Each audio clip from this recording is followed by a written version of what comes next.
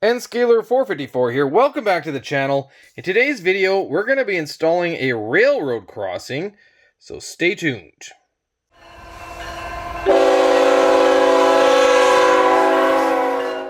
This kit is from a company called WeHonest. I got it off of eBay. It's the least expensive kit I could find. There are some products out there that cost $300 or more, and this one was like 80 bucks or $60 or something like that, so significantly cheaper. We'll take a look at the contents. So we have a speaker in there, some extra wiring. You can see we get two of the crossings. In this box we get our IR sensors, two of them.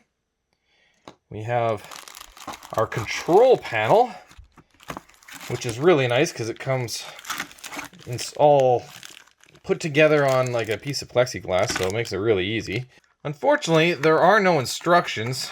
That would be quite helpful, so we'll have to take a look on the WeHonest website just to make sure we're doing things correctly, but it looks like it is pretty straightforward.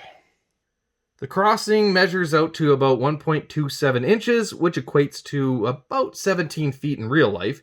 And that's not all that unrealistic. That's actually pretty correct. However, individually, all the little pieces of the crossing, they are a little bit oversized. But when you factor in the cost of it, it is something that we should be able to live with. Originally, I wanted a crossing gate that had the arms that went up and down. But this is just an industrial siding, so it doesn't make a whole lot of sense on my layout.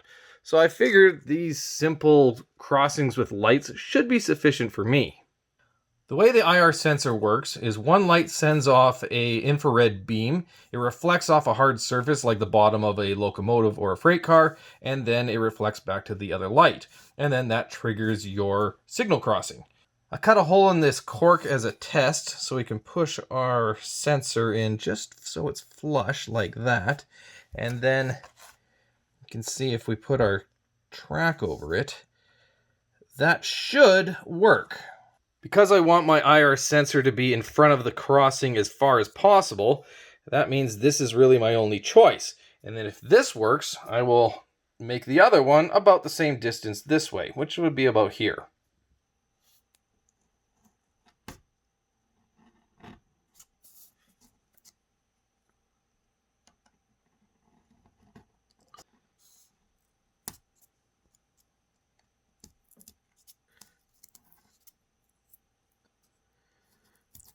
Obviously, I can't feed that down from the top, so we're going to have to push this in from the bottom. So we cut a little hole in the cork and in the foam with a utility knife. And underneath, I made a big hole, and I used a Dremel just to make sure I didn't push through the top. Yeah, that's pretty good. A basic template to mark where we're going to drill our holes for our signal crossings. There, and one here. And I'm going to start with a 1/8 drill bit.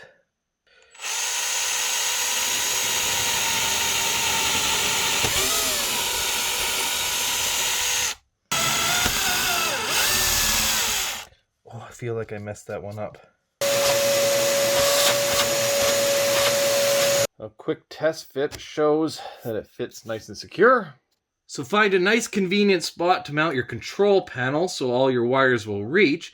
They do give you extension wires, which is fantastic, but I figured I'll keep it simple and mount it right here on this cross beam, which did require me to drill a couple of extra holes.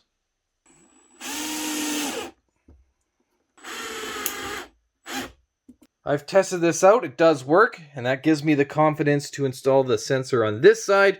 So we'll cut out this rail tie right here on the inside only, then we'll drill it out, cut it out, and install the sensor just the same as I did on that side. Make sure the track doesn't move around on us. We'll cut in there. There we go.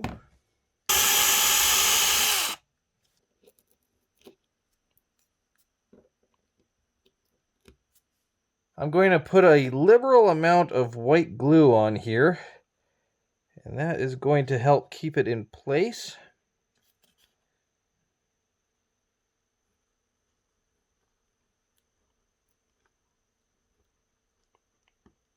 I cut these little squares out of foam and I painted them a concrete color, and those will go underneath my crossings because I want my crossings to be the same height as my road. Now the crossings do have this threaded piece right here, and they do come with a supplied nut. However, if your base material is thicker than about 1/2 inch, the nut will never go on. So in my case, I'm just using a press fitment, I guess you could call it. Just something that's snug enough to keep it in place. I'm not going to glue it or anything, but I will be gluing this concrete pad to my cork right here.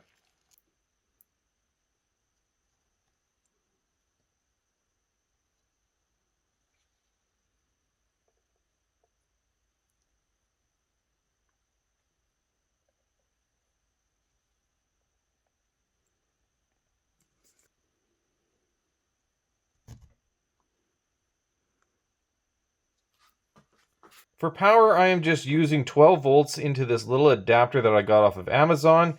It tells you what is negative and what is positive. You just feed your wires into that. You screw it down.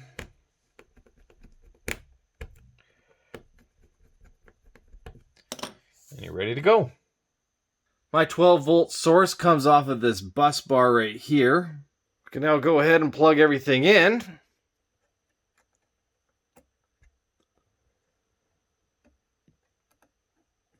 I did use the extension wire, which aren't the same colors, but as long as you have the red wire to the center, you will be okay.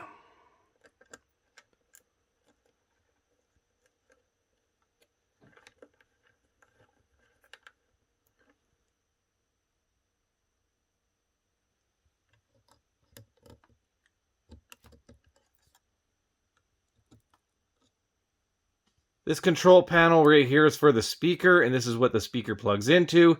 Now the speaker does not have any kind of mount to it, so you just plug it in, and I guess you gotta figure a way for it to dangle or whatever, but I'll figure something out for that. For now, we'll just plug it in. I just used a piece of wire to kind of hold it in position for now. Finally, our 12 volt power.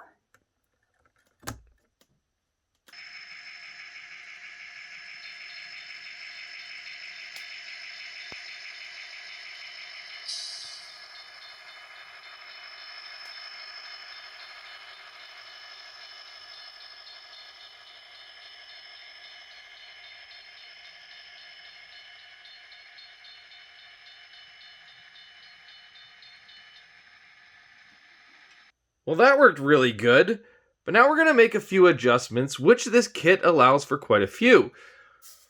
We can adjust the brightness of the lights and the flasher rate. We can adjust the bell sound and the volume. We can also adjust the delay from the point we trigger our IR sensor to the time these turn on. Also, the delay that the lights turn off. So quite a few things we can play with. The first thing we're going to adjust is our volume. So we'll get this triggered on. And right around here, you'll see this little orangey color toggle thing right here. That's our adjuster. So let's see here. This is on the minimum right now. Ooh, that gets really loud. Really loud. Okay, I'll have it set to that for now. And then to change the actual sound file, right here, there's two little buttons. So we'll go through those.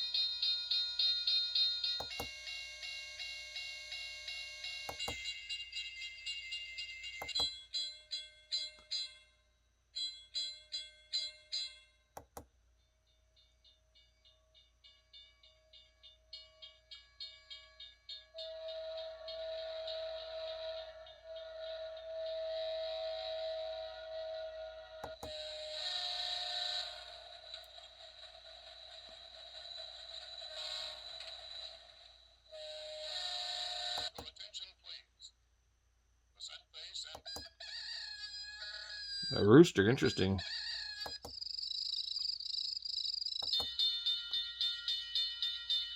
This is a 4-position button that you push to adjust your brightness of your LED lights. And this is a adjustment that you turn for your flasher rate. These right here are your delays for your IR sensor, which I'm not going to adjust because the way it's set right now works for me. To show you the adjustment range, I've set this to the lowest volume, the lowest brightness, and the slowest flashing rate.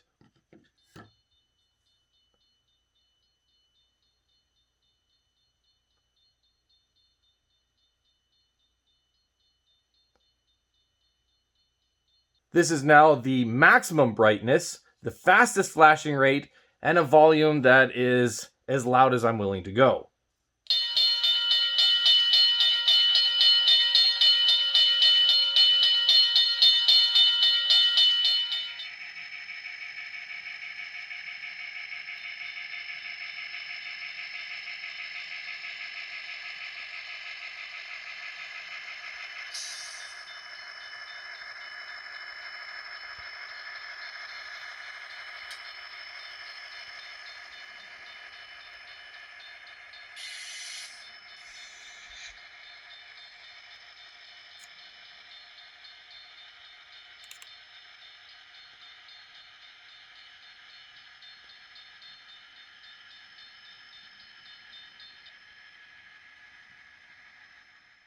I have to say, these perform really well.